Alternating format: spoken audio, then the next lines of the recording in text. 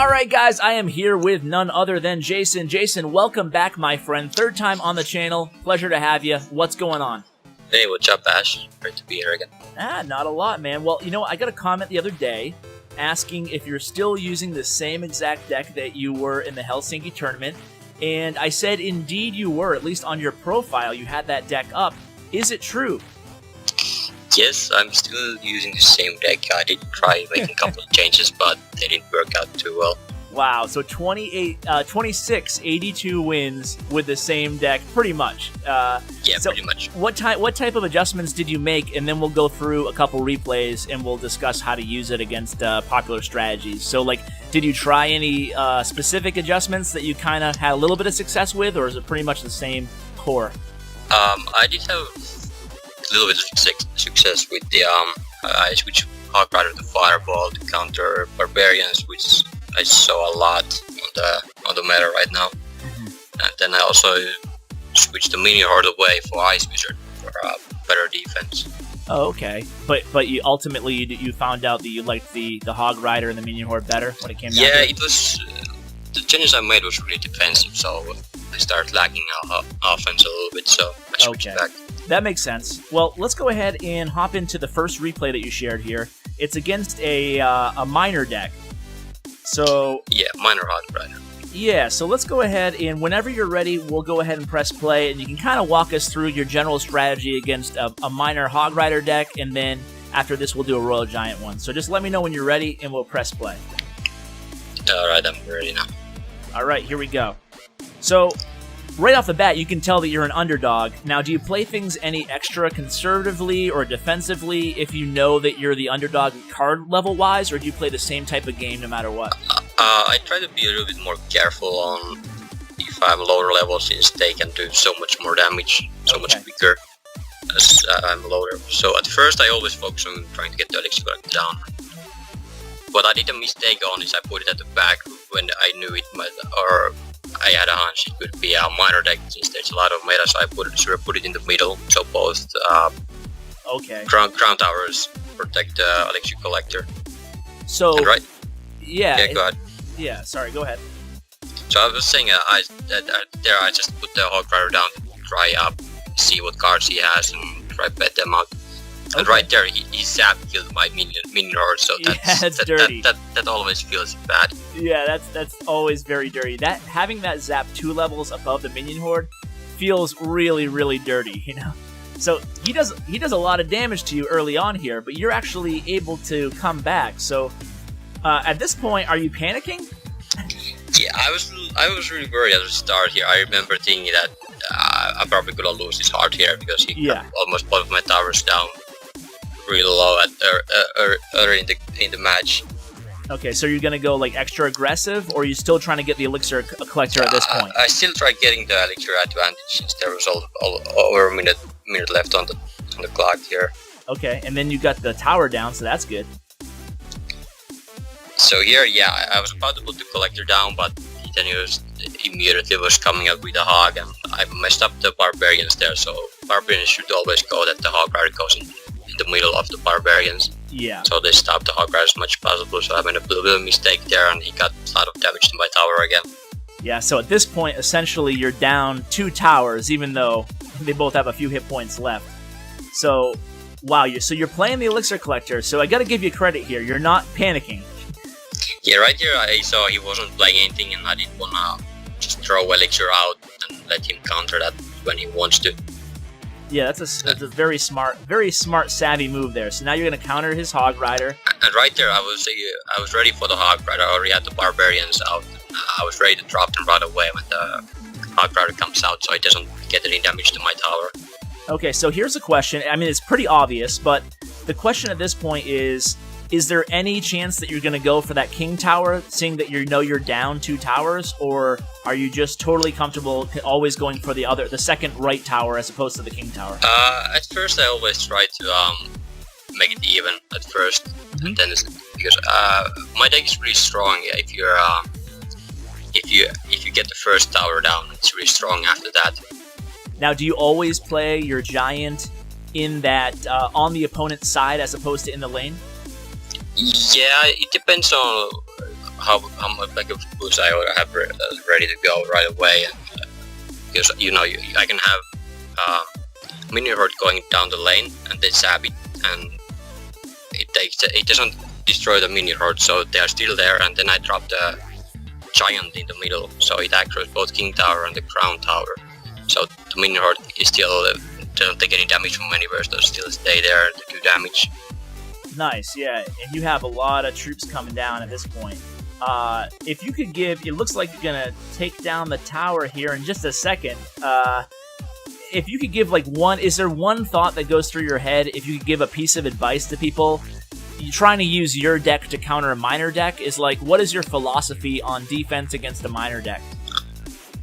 I really need to be careful with collectors against the minor, since minor gets you can get a huge elixir advantage on the elixir collector if it gets destroyed.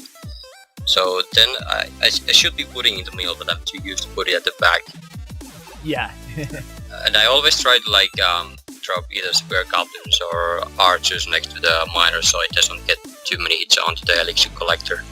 Okay, so like when you see the miner coming your way, you drop a spear goblin or archer on the miner, and then whatever other elixir you have, you wait to see what they drop next?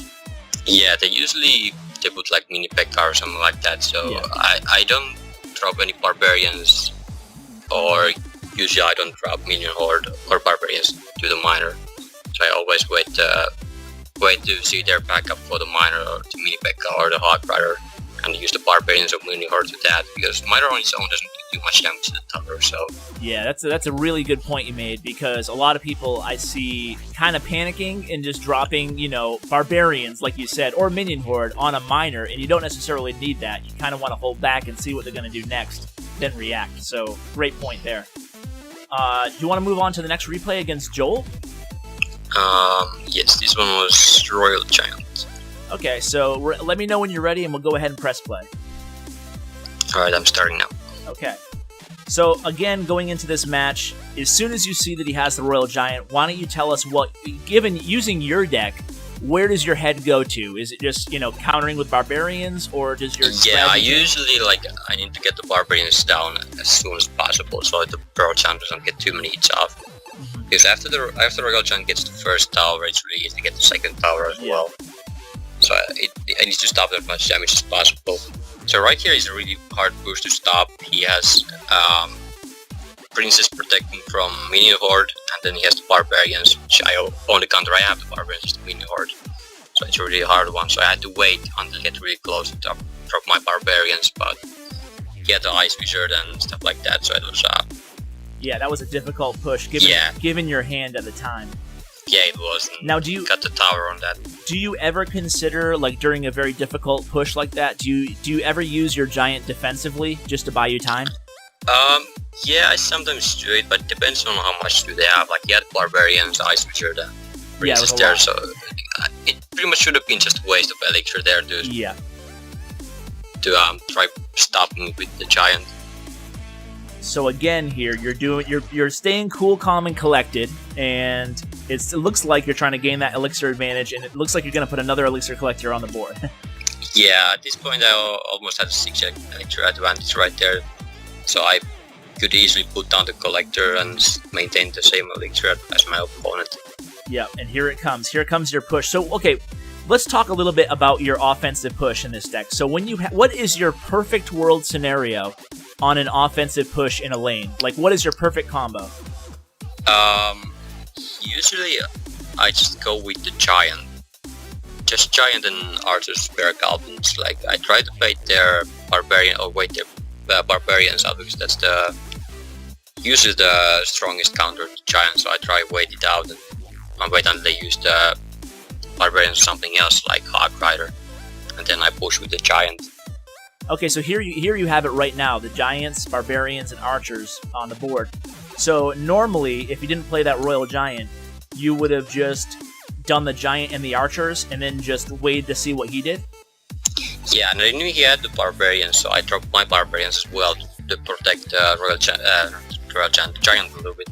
And then because barbarians and archers usually take care of barbarians behind the giant pretty easily. Yeah, and as you can see here, with your minion horde and your barbarians, you're really able to always have an answer to the Royal Giant. So with this deck, you know, because if you don't have one, you usually have the other. Yeah, usually there is two counters for the Royal Giant, is the minion horde and barbarians. Oh, you were so close to the 3 crown. Yeah, just time ran out, and right there, that was the end. I dropped the giant just in time to protect the minion horde, and the minion horde did the work. Ah, so cool. Well, dude, thank you so much. I think you covered a lot of tips. It feels like you were on for only a few minutes, but it's already over 10 minutes. So, thank you so much for coming on again. Is there any? I guess I want to ask you before you leave 2 questions. Number 1 is any word of any future tournaments that you might be participating in? Well, I've been trying to get into Super Magical Club each week. It's the weekly tournament been running for, I think it's the 8th one now coming up this week. Oh, nice. Yeah. So a lot of our guys do that. It's very popular, so I try to get into that just to see how I do, and it's just for fun. I don't expect to win or anything. Nice. And the second question is, you may have people may have noticed in the chat here, but today we have a new recruit in Elite Gaming. And it's none other than Steroidy69, the guy that you beat, the second place, the guy who took me out in the finals, or on the main stage, I should say, and the guy who you beat for the championship. Now he's in our clan, so looks like there's going to be a little rivalry there. Are you interested at some point in the future in maybe having a rematch between you and Steroidy? I might, depending on my mood, I might. Yeah, match him, you're already the champion, so you don't have a lot to lose here, so you have to kind of weigh your options, right? Yeah, I don't think he's going to be tilting anymore on the friendly battles since we're not on stage. Yeah. All right, well, Jason, I'm sure a lot of people will let us know in the comments if they'd like to see that, but we'll see what happens. But thank you so much again for coming on. Again, you're a wealth of information on the game, and it's really a pleasure to talk Clash with you. Yeah, it was a pleasure being here. All right, man. Take care. Yes, yeah.